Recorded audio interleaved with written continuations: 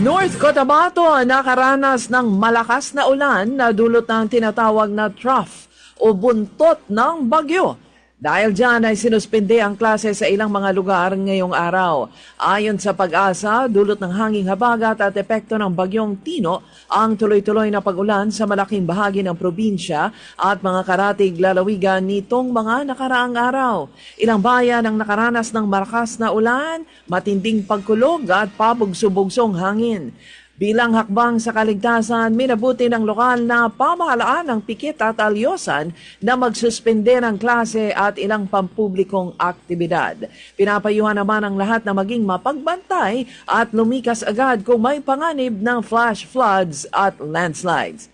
Sa Cotabato City, idineklara ni Mayor Bruce Matabalaw na walang pasok sa lahat ng antas ng paaralan ngayong araw dahil sa bagyo.